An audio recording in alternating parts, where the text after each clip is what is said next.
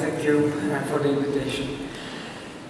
One of the main ambitions of this talk to make the previous speakers feel better about their level of coherence. What I will demonstrate is that when it comes to incoherence, nothing can beat the average citizen. The purpose of the presentation has also something to do with the idea of describing what are the major structural features of the attitudinal space across Europe, what are the models that can describe this attitudinal space. Is it so that the traditional left-right discourse, the traditional one-dimensional opposition describes best how people think in terms of fundamental political attitudes? Or is it rather that we should go, as many suggested, for at least a two-dimensional space where the economic attitudes vis-à-vis egalitarianism and state intervention are cross-cut by various cultural attitudes, including post-materialism or Euroscepticism or religious attitudes, or maybe attitudes related to authoritarianism and xenophobia. And finally, indeed, I'm also interested in whether there are major differences across Europe in terms of region, and given the topic of the conference, I will mainly focus on the East-West differences. So why is it so that there is increased skepticism in the literature vis-à-vis the traditional left-right model? There are a number of arguments that you can find in the literature saying that this model is outdated. One fundamental direction says that in general social structural logic cannot explain that well political oppositions, and as opposed to the traditional class conflict in Europe, what you have today is rather a conflict focused on political values. And as far as values are concerned, it is primarily cultural values that are emphasized by politicians today and not so much economic values. The most classical dichotomy that is drawn in this regard is the so-called GAL-TAN opposition. That is, on one hand you would find green, alternative and libertarian values which would be opposed by traditional authoritarian and nationalist values. This new dimension is supposed to be the new politics dimension. It's supposed to replace, to some extent, the old socio-economic opposition. Now, why we have this new polarization? Well, partly because of certain socio-structural processes or processes that have something to do with how the societies are polarized below the level of values. Some of the processes that are cited here are the increasing education, globalization and Europeanization. And the argument is that all these processes trigger new coalitions, new oppositions in the society. One of the famous dichotomies that are drawn by someone called Hans-Peter Friese is the cleavage of globalization, which pits against each other, on the one hand, those who work in competitive sectors, particularly qualified people and entrepreneurs working in competitive sectors, and cosmopolitans on one side against those who work in sheltered sectors, in protected sectors, citizens who have no high qualifications, and citizens who have strong national attachment. In a new world, according to this narrative that I'm describing here, in this new world you have increasingly conflicts that make previous allies become competitors with each other. For example, environmentalism as a new challenge creates new alliances. Those who represent trade unions may find themselves being aligned with those who represent big business, because both of them are for growth, as opposed to stressing environmental this agenda. And finally, the joining of EU, of East European countries is also supposed to support the undermining of one-dimensional models, partly because the countries in the region are characterized by a primacy of cultural polarization as opposed to economic polarization.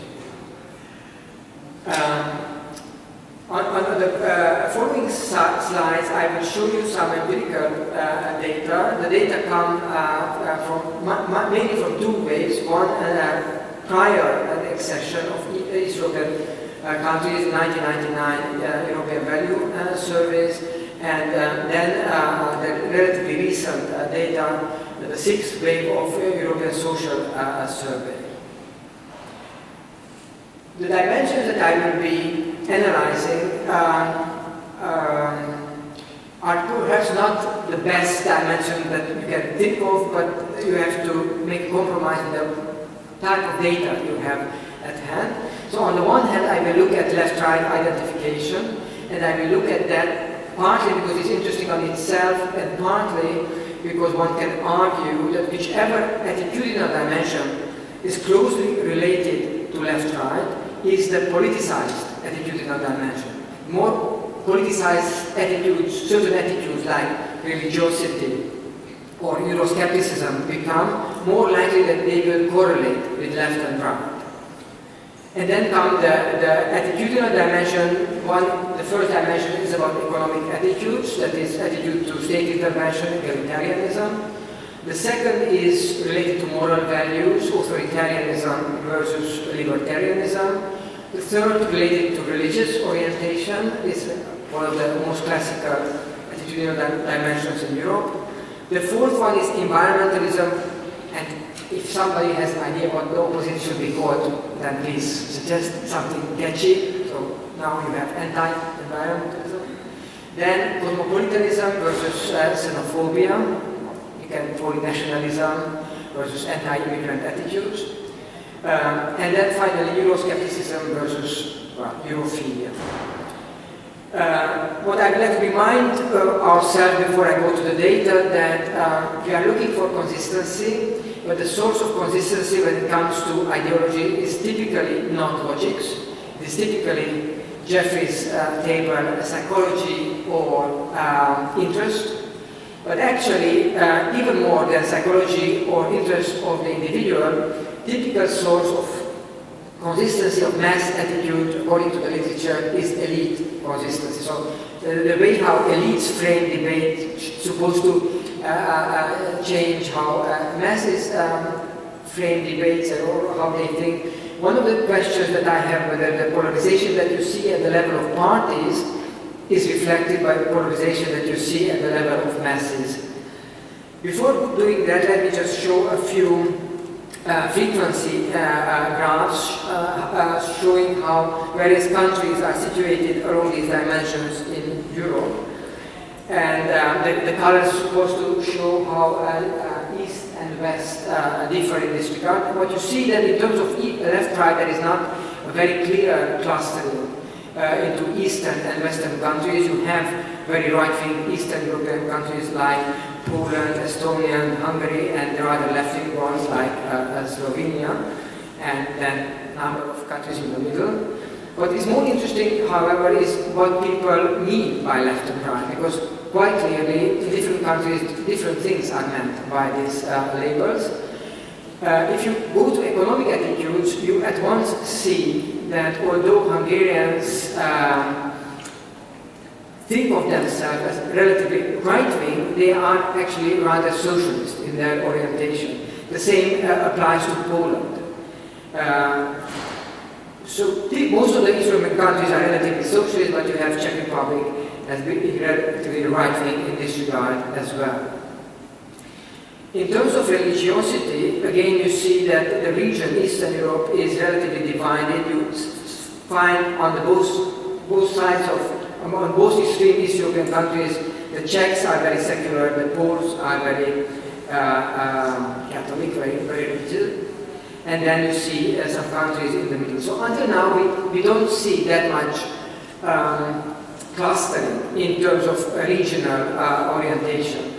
But then when you look at libertarianism, like how permissive you are, how tolerant you are versus minorities, sexual minorities, other minority groups, then you see suddenly that East and West are two completely different regions. And I have the same data for 1999. I'm showing, because of lack of time, only the 2012 data, but you could see the same thing. So nothing has changed, basically, in the last decade. In terms of xenophobia, again, there is some clustering. Most of the East European countries are rather xenophobic.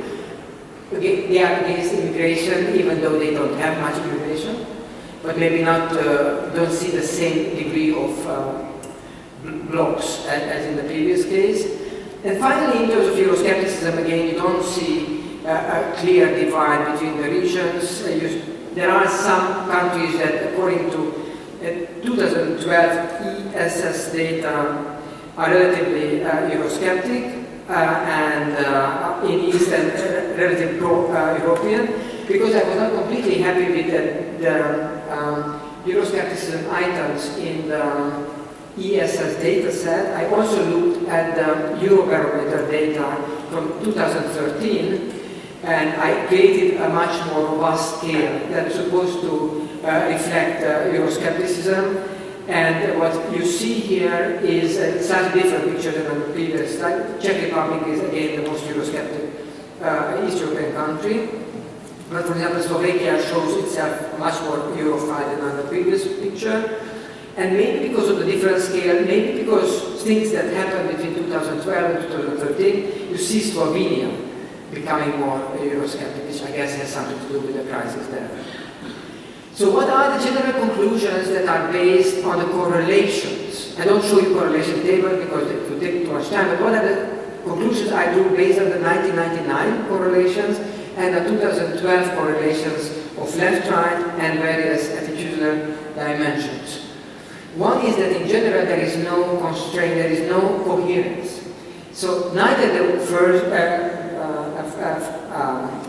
unidimensional model nor the two-dimensional model works. This is something that we know, but it's always shocking to be confronted with the fact how much average citizens don't read political science textbooks.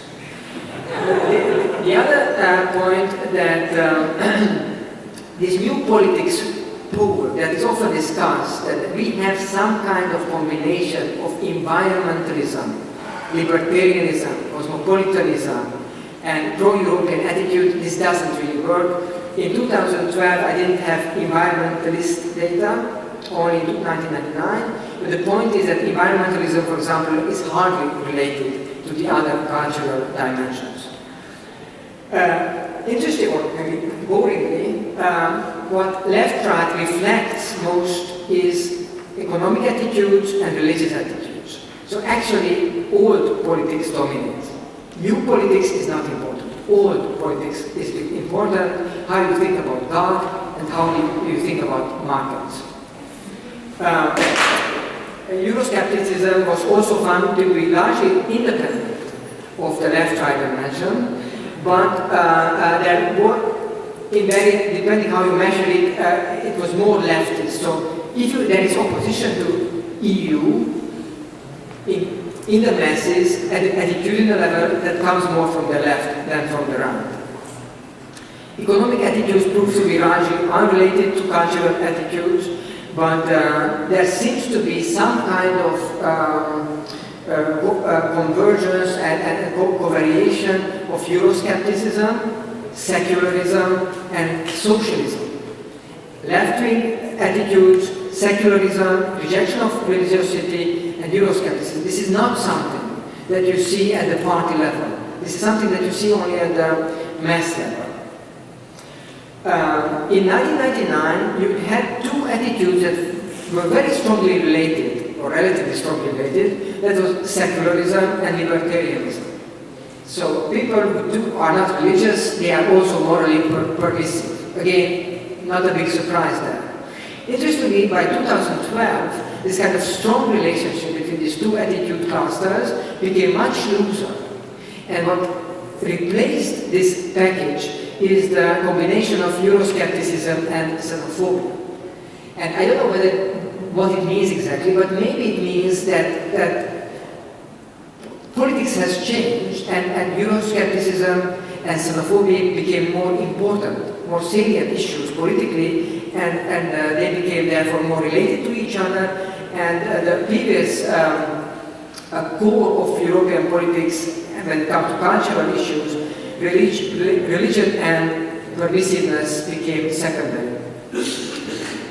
Another interesting change that those anti-immigrants whom we found in 1999, they were quite religious back then, but today they are not particularly religious, but they are more egalitarian, more pro-state. Again, why is it so? I don't know.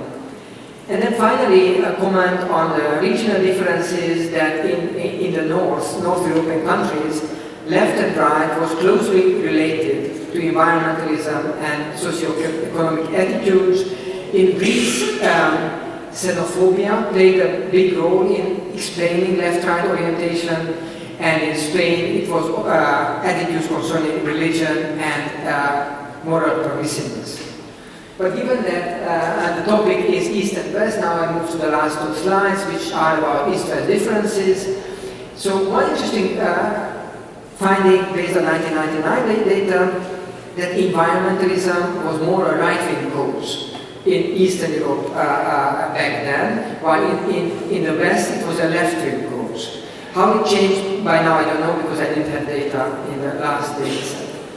At those time points, xenophobia was related quite strongly to right-wing identification in the West, but it was not the case in the East. In the East, in 1999, it was actually related to left-wing identification, and in 2012 it was unrelated. Then in East, xenophobia was related to socialist egalitarian views, both back in 1999 and 2012. While in the West, in 1999, it was related to pro-market attitudes, but the Westerners caught up with Eastern Europe by 2012. And finally, as far as this slide is concerned, xenophobia was related to secularism in East, and that was used to be the case in the West too, but it has changed by 2012, and by 2 years ago, it was religiosity was more related to xenophobia in the West. Three more conclusions concerning the East-West differences. So at both 1999 and 2012, the left-right was more related to economic attitudes in the West than in East. So this is something that we knew, that in East, economic attitudes don't matter that much in politics. Left-right identification was related to Euroscepticism to a very moderate degree in the West, and it was more related in East. And in East, left-right was less related to attitudes in general, so to all of them except Euroscepticism. So for some reason, in East, Euroscepticism is captured by left-right orientation, is captured in a way that on average left-wingers are more Eurosceptic. And finally, in 1999, socialism, socialist orientation, egalitarianism and libertarianism were related positively in the West, not anymore in 2012. In East, they have always been negatively related, which means that libertarians are pro-market. I mean, cultural libertarians are also economic libertarians. And that's it. Thank you. It was very interesting, and I'm sure you have more data in your publication to read all these results of your research. To summarize it, I cannot summarize, of course, because there are a lot of quotes here, but what we can see from the academic point of view, that there is a terminological chaos here. So first I said that this is an advantage that we have all kind of discipline here, but now I realize this can be also a disadvantage, because Euroscepticism can be defined or can be analyzed on the basis of political parties and political science, and then we will get one kind of definition. Then we will have a completely other kind of Euroscepticism definition if we base our research or examination on the public opinion and attitudes of the individuals. And I'm sure that we will have another kind of definition if we are going to try to analyze Euroscepticism on the basis of the identity of the individuals. So there are a lot of things, issues that can be connected here. And I have questions, but I don't want to take the audience's time for that. One thing I think we should still here mention, which came up in the presentations, is that, and I think this argument has to be made very sharply, is that what we are realizing currently is that Europe really reached a turning point where there was a narrative born after the Second World War, and that narrative, which was technocratic, rational, linked to the growth ideology, is not working anymore. And there is a very serious counter-argument or counter-myth what was born, and that is filled, and in this part of Europe, with strong emotional content. And they are quite successful in representing all the anti-Europe ideas. So I think these challenges have to answer in the future. So I would like to ask the audience if they have any questions to the speakers now. Yes, again? Thank you. What I have in mind that we were supposed, and you did it actually, to discuss the regional characteristics compared to the bigger European perspective. And I think we did it, and it came out also that there are internal differences amongst the Visegrad countries, and we might even discuss which party is actually Eurosceptic, because we have probably different views what Euroscepticism is, whether it's a mainstream party which is Eurosceptic or some fringe parties which are becoming more and more mainstream recently. And what Zsolt just recently spoke about, these differences between left and right, I just have in mind that maybe that might be the case again, that when we talk about what we also mentioned about the attitudes of the citizens who vote for, let's say, left-wing parties in many Visegrad countries, might be different from the position of the parties themselves. Maybe in Hungary we can see that, I'm not sure, that the voters of the Socialist Party and the party itself have more or less different, more or less same pro-EU attitudes, and we have more Euroscepticism on the right. But maybe in other countries, like the Czech Republic or Poland, on the left side, the voters are more traditional left-wingers, socialist, post-communist, whatever, but the parties are embedded in the socialist European party system, or party family, and then they seem to have a more pro-EU political line. So my question is whether it's correct what I have in mind, so it's even more complicated from that perspective, or there is no such a difference between voters and parties regarding this East-West divide and internal divides in the region. Absolutely correct.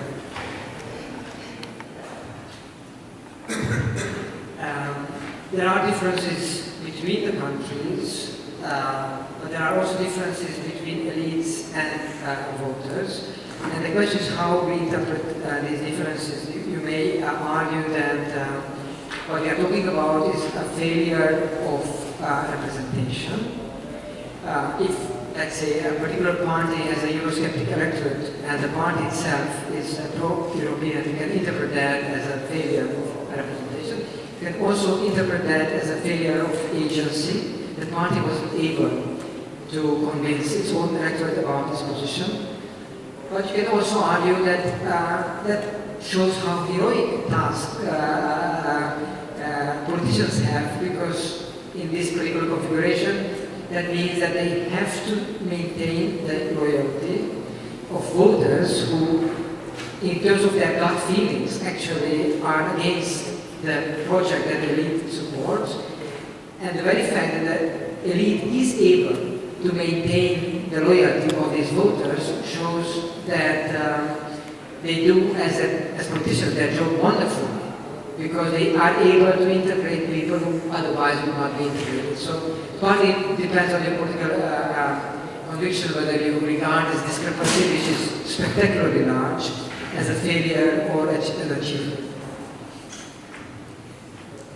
So very shortly, so I think that you are right. So it's very complicated, and it also depends on what is the decisive moment for the voters. They decide to vote for a party. So if this is an issue proximity, or is it people loyalty, or what actually this is? And I think that also it's interesting to follow the shifts between the voting decision for the national election and European Parliament election. So if the voters are voting for the same party, or they are changing the party.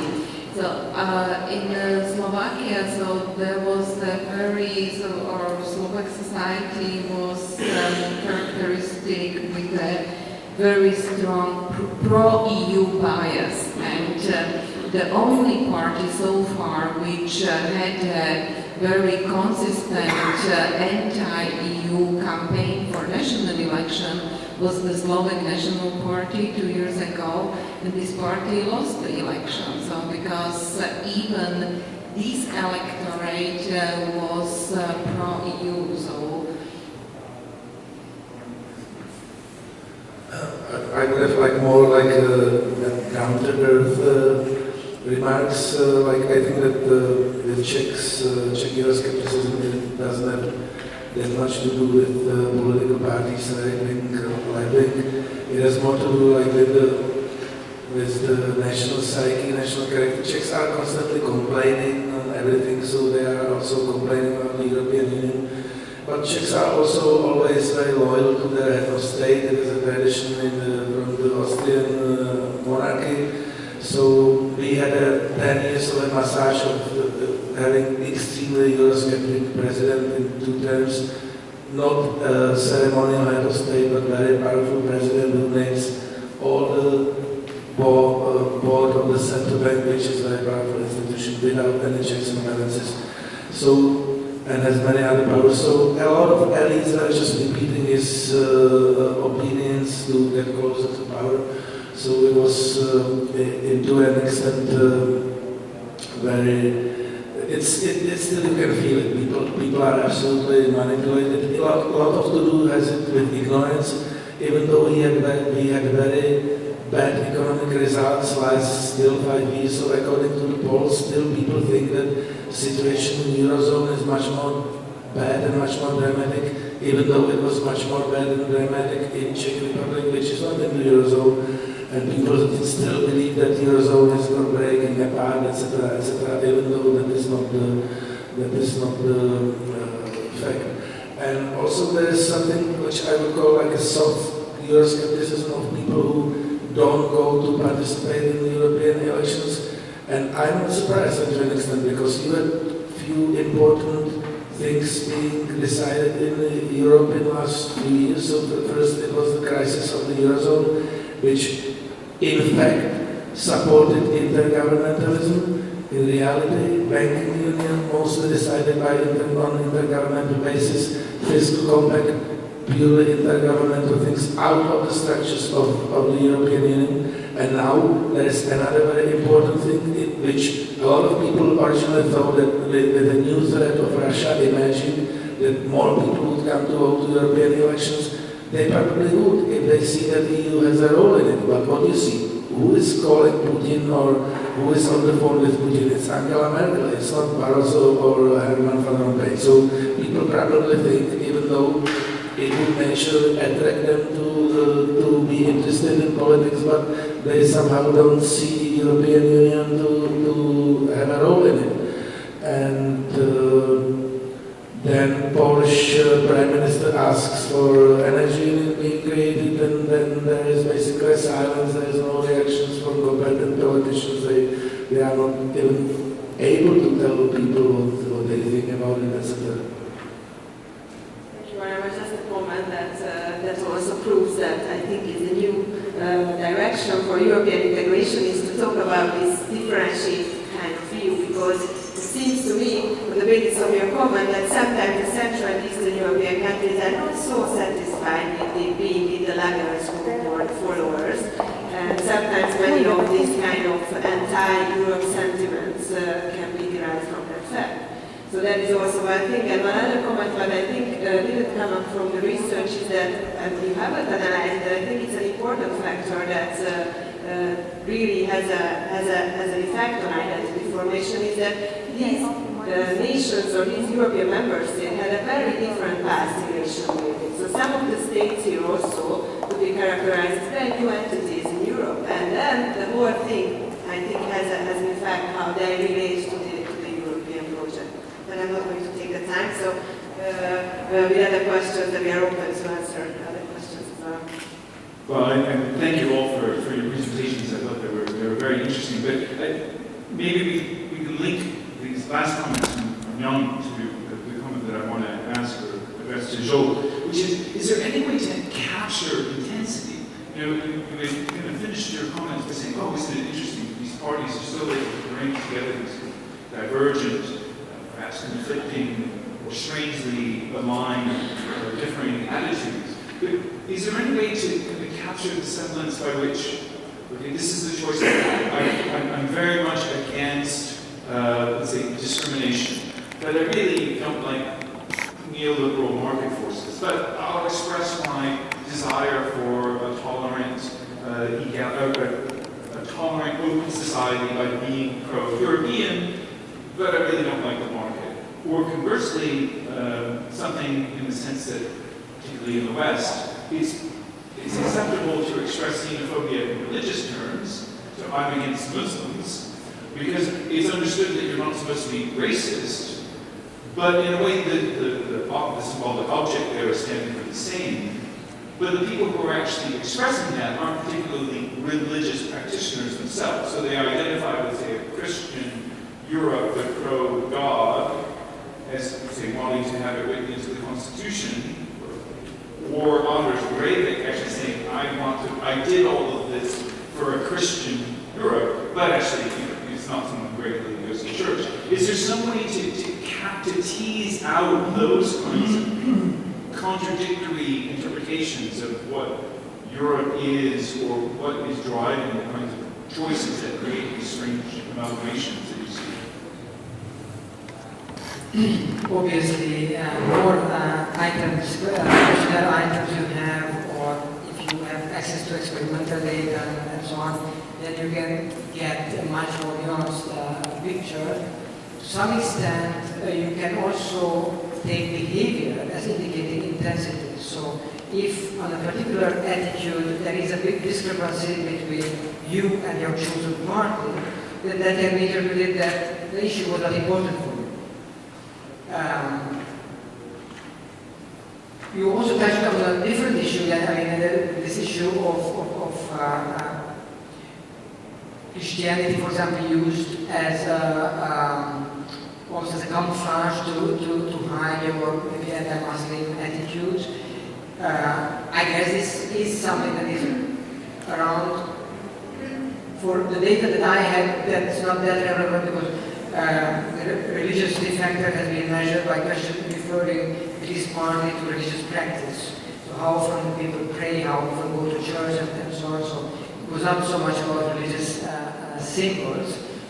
But for sure, this is an existing phenomenon. Maybe not so much with Christianity, although with Christianity as well, maybe more with enlightenment. So when you see the extreme right supporting the heritage of enlightenment, then you can ask the question, what extent this is a genuine support, what extent it is just used to hide real intention. But my take on that is that if you make this kind of references often enough, then basically that will be your position, even if originally you decided to use them in a strategic fashion. Thank you. We have time only for one more question. I have a short question. What are the implications for a common European public sphere of this normative incoherence? So what kind of public sphere can emerge on the basis of such incoherent national? That's not a brief question. We can ask the speakers to have the, yes, who is going to answer this? I guess all of us have some ideas about that. Again, it depends a little bit what word we use. Incoherence is one of the words we can use, but we can also think of ideological way of thinking as being on one extreme and non-ideological way of thinking on the other. And if you put it in that way, then you realize that ideological way of thinking has also a danger. If the entire European public was clearly structured, there was a one-dimensional structure, there was a polarization, and let's suppose that polarization was on Euroscepticism. And then you had election, and then you have a majority, either in this or in that direction. That would have, in a way, extremely disruptive consequences for how these various communities live together. So, while on the one hand, we look for some kind of coherent party because we are intellectuals, sometimes some vagueness and even smooth things like that. So, I think that in principle, so we cannot think about different than as an incoherent European public space, and we can think about some ad hoc coalitions for that or another issue, and to look, or it's fascinating for the analytical approach to look what are the dividing lines within this space we see in front of us. I just wanted to have a question before it's kind of things connected also for the presentation.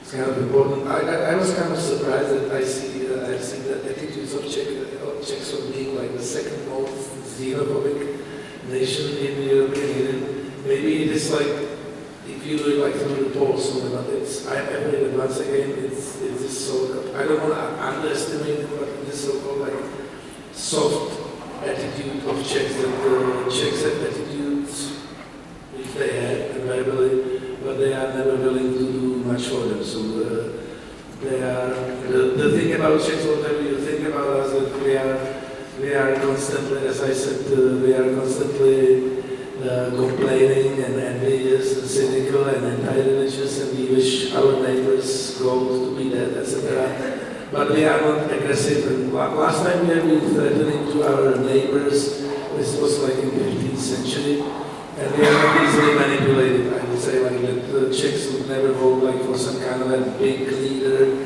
and they would, I'm afraid that they might have xenophobic attitudes, but they are not going to demonstrate in the streets like in some fascist slogans.